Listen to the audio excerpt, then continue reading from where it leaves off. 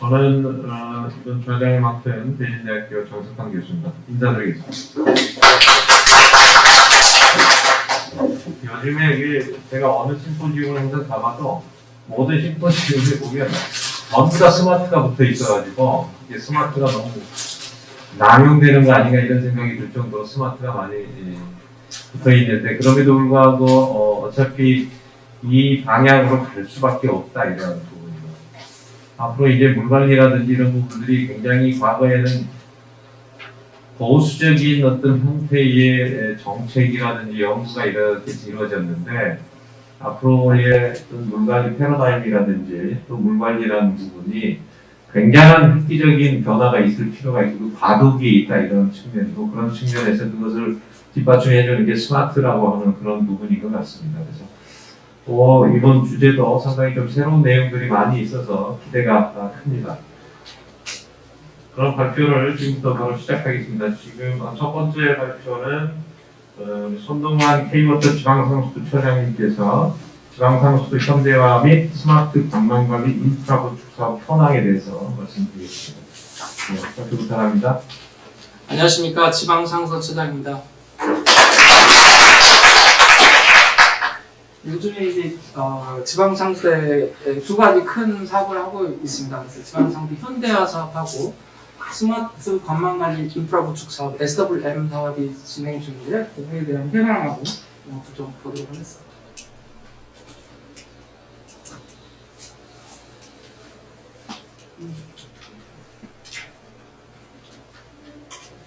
발표 순서는 현대화 사업 현황, 그다음에 SWM의 개요, 그다음에 현대화 사업하고 SWM이 어떻게 다른가, 네 번째는 SWM의 열대 대표 기술이 있습니다. 그것들이 어떤 것이 있는지에 대해서 간단히 살펴보도록 하겠습니다.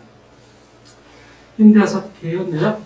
일단 현대화 사업은 추진 배경이 1년에 저희 물이 어느 정도 새냐면 8땅큼이 한 2억 톤 정도 돼요. 근데 한 6억 톤, 한 3배 정도가 셉니다. 그래서 땅에 매년 버리는 물 양을 돈으로 환산하면 한 6천억 원이 얼마나 버려집니까? 매년.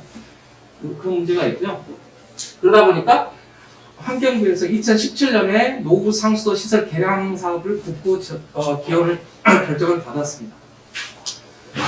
그 전에 이제 환경부에서 2010년에 강원도 5개 지자체를 대상으로 해서 상수도 관망 최적화 구축 사업을 시행을 했습니다. 그래가지고 2017년부터 본격적으로 이제 현대화 사업을 하게 됐고요. 그러던 동시에 현대화 사업을 2017년부터 28년까지 원래 하기로 돼 있었습니다. 그런데 이제 인천 적수 사태가 좀 나면서 4년을 당겨서 24년까지 마무리하는 걸로 지금 진행 중에 있습니다. 다음은 그 목적을 좀 보시면, 목적은 유수율 제고, 수량 개념이겠죠. 그 다음에 노후시설 개량 중심이고요. 사업 대상은 118개 지자체입니다. 그리고 사업 수는 133개입니다. 지자체, 이제 어느 지자체는 관망도 정비하고 정성도 정비하다 보니까 사업 개수는 133개이고요. 사업 기간은 아까 말씀드린 것처럼 17년부터 24년까지고요. 사업비는 한 3조 1천억 원 정도 됩니다. 여기는 두 가지가 있는데요. 관망 정비는 104개 지자체, 그다음에 정수량 개량이 29개소가 있습니다. 그래서 관망 정비는 사업 기간이 5년이고요. 유수율은 사업 대상지 전체 지역을 하는 게 아니고 그 중에 사업 대상지를 정해서 유수율 85%를 맞추는 거고요. 거기에 주요 사업 명에는 여기 보시는 바와 같이 관망 정비하고 노스타사 정비는 사업 대상지에 한해서 하는 거고요. 여기서 블록 구축과 유지 관리 시스템은 전 지역 전체, 지자체 전 지역을 한다고 이렇게 이해하시면 되겠고요. 지원 대상은 국고를 지원받지 않고 유수율이 70% 미만인 지역을 사업 대상지로 정하겠다. 이런 내용이고요. 지원 규모는 국고 50%, 지방비 50%인데 국고 비율은 매년 평가해서 20%까지 차등 지원한다는 거고요. 정수량 개량은 3에서 5년이고요. 정성 부분 개량하든 전면 개량하든 재건설하든 정수량 통합해서 건설하든 지원하겠다. 근데 지원 대상은 경과절수 20년 이상이고 기능이 많이 저하돼. 그리고 지원 비율은 국고 50%입니다. 수행 방식은 지자체께서 직접 수행하는 방법이 있고, 이제 전문기관인 저희하고 공단 등에 위탁하신 데가 있어요. 그래서 지자체 본인이 직접 하신 건 42개가 아니고 40개입니다. 그다음에 이제 K부터 75개, 공단 18개 이렇게 해서 진행 중에 있습니다. 그러면 이제 현대사업 그 사업 대상자에 대해서 85%를 달성했냐를 성과 판정을 받도록 되어 있습니다. 그래서 17년 사업이 이제 올해 성과 판정 대상이 되겠습니다. 성과 판정위원회는 산하수도 협회 주관으로 판정을 받도록 되어 있고요. 성과 판정위원을 구성해서 협회 주관으로 운영 중에 있습니다. 그래서 이제 2017년 사업 중에 행성하고 장수는 작년에 8월달, 10월달에 조기 판정을 성과 신청했고요. 그다음에 이제 나머지 함양, 서천, 태양은 1월달에, 그다음에 부여하고 의성은 올 8월에 신청 예정입니다. 성과 판정 기준은 뭐냐면 사업 대상자의 평균 유실이 85% 달성 여부를 성과 판정에서 합격, 불합격을 판정하도록 되어 있습니다. 현대사업 성과 판정 방법은 성과 보증을 달성 유무하고 이 사업 성과의 적성성을 판단 두 가지를 판단하게 되어 있고요. 이건 관련 근거는 지방상도 현대사업 성과판정위원회 운영규정이 있습니다. 거기에 따라서 하고요. 운영주체는 산하수협회입니다. 그리고 사업별로 7일 이내로 수위원회를 구성해서 그 위원회에서 성과를 합격, 불합격을 판정하게 되고 이 절차를 참고하시면 됩니다. 다음은 현대사업 성과판정 사례 장수군인데요. 2017년부터 이제 21년까지입니다. 전체 블록 수는 중블록 17개, 소블록 26개, 일괄생 전 지역에 대해서 구축을 했고요. 관방 경비는 한 56km, 57km 정도 했습니다. 사업비는 한 250억 정도 되고요. 처음에 유실이 사업 대상지에 한정한 겁니다. 56.3%에서 사업계획서 작년 8월에 제출할 때 85%, 1%가 현재 유실은 한 90% 가까이 되고 있습니다. 그래서 2000년 10월에 본 판정을 개시하도록 되어 있습니다.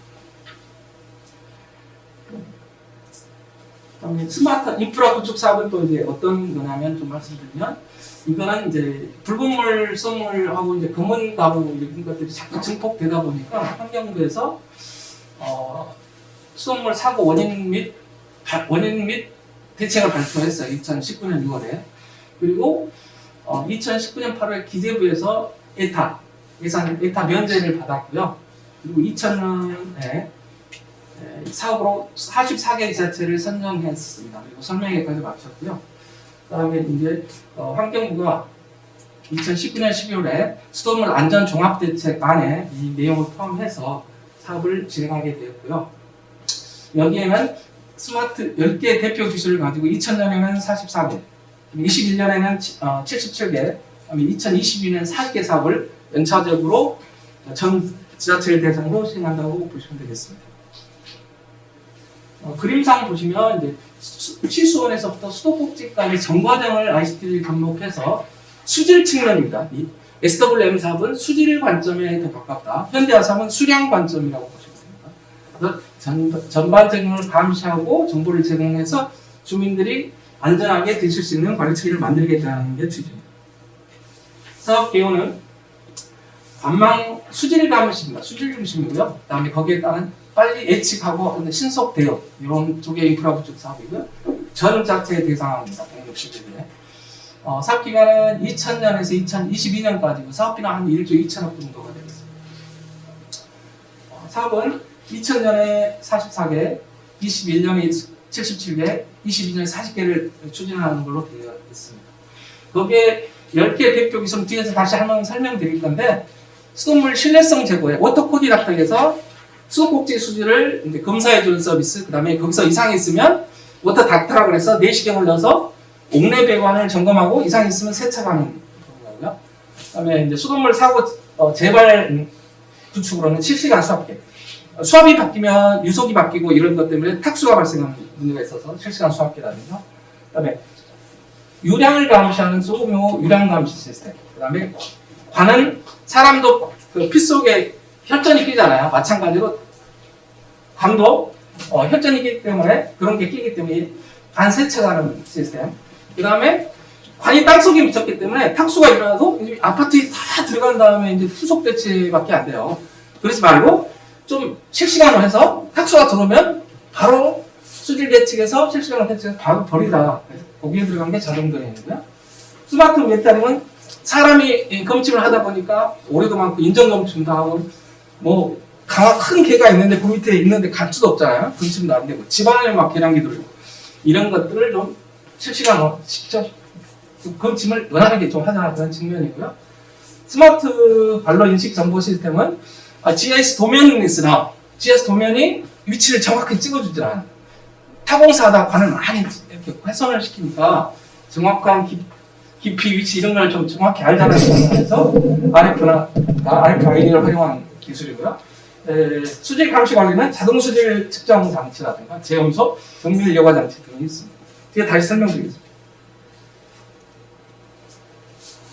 그러면 이제 현대화 사업하고 인프라 구축 사업이 어떻게 다르냐 이걸 좀 보시자면 현대화 사업은 말씀드린 그 수량 중심이다.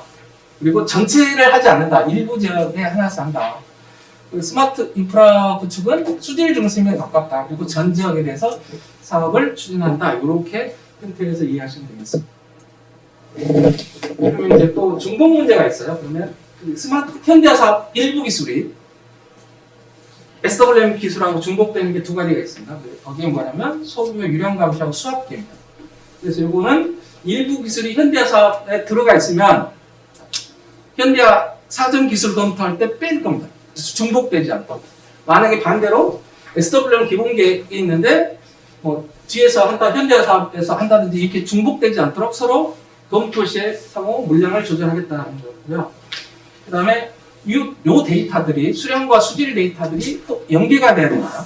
그래야 전체적인 ICT 전 기반이 가능하기 때문에 연계될 수 있도록 시스템이 좀 보완돼야 될 필요성이 좀 있다. 이렇게 생각됩니다. 그래서 현대하고 STM 동시에 하시는 지자체들은 요거 두 개가 연계될 수 있겠지만 단독으로 지자체 단독으로 하시면 요게 연계될 수 있도록 요건 고민을 좀 서치해서 하셔야 되는 부분이 있다. 말씀드립니다. 그럼 10대 기술에 대해서 간단히 말씀드리겠습니다. 워터 코디 같은데 여기 보시는 것 같이 수도꼭지 수질을 검사하는 겁니다. 5개 항목을 검사를 해드리는 거고요. 요걸 이제 문제가 생기면 옥내 배관을 진단하고 세척한다. 이렇게 보시면 돼요. 계획은 10년에 전 가구를 대상으로 하되 10년에 한 번 정도는 서비스가 제공되도록 그런 수준의 물량을 계획에서 담았다. 이렇게 보실 수 있고요. 이 활용은 말씀드리면 우리 집 수돗물 안심 확인제가 2014년도 환경부 이제 실태 점검에 또 들어가도록 되어 있잖아요. 이런 쪽에 활용을 하시면 되고 수돗물 신뢰도 제고에 이게 활용될 거다. 그리고 보완할 게 필요한 게 뭐냐면 지금은 장비만 사드리는 거예요. 운영 인력에 대한 운영비는 없습니다. 장비를 사드리는데 2인 1조로 해야 될 거고요. 거기에 대한 운영을 어떻게 할 거냐를 지자체에서는 고민을 좀 하셔야 된다. 그리고 환경부도 지금 고민하시는 게 운영을 어떻게 할 거냐에 대해서 지금 좀 고민하고 있어요. 그래서 저희가 이제 나중에 지자체에서도 운영부에 대해서 환경부에 말씀하셔서 어떻게 잘 운영하실지에 대해서 고민을 같이 하셨으면 좋겠습니다. 다음은 이제 실시간 수학계입니다. 이 수학계는 기존에는 이렇게 수화전에 자기 기록계 해가지고 붙여놓고 떼갖고 와서 로깅을 데이터 받아서 이렇게 해야 되다 보니까 실시간으로 할 수가 없었어요. 근데 요즘에는 이제 이렇게 실시간으로 데이터가 바로바로 있도록 만들어져 있습니다. 그래서 아무튼 요 기준이 있는데 요 기준에 따라서 구입을 하시고 활용을 하시면 돼요. 어디다 활용하냐면 이게 수계 전환한다든지 할 때 급격한 수압 변동이 생기면 탁수가 발생해요. 그런 것이 발생 않도록 A 배수지가 100m에 있고 B 배수지가 50m에 있는데 이 둘이를 타이를 시켜가지고 그냥 보낸다. 100m 있는 걸 50m로 보내면 5km 수압 변화가 발생해서 다 뒤집어집니다. 탁수가 다 발생해요. 그렇게 하면 안 되시고 그런 경우에는 이제 감압변을 해서 두 수압을 맞춰주셔야 돼요. 그런 경우 활용할 수 있고 그다음에 대수용과 이건 굉장히 중요한 문제인데 이건 블록을 구축해도 대수용과 물을 한번 쓰면 주변 수압이 2, 3kg 빠집니다. 그러다 보면 문제가 발생하기 때문에 대수용과 문제를 제거하는 측정 장치로 쓸 수 있는 부분이 있습니다.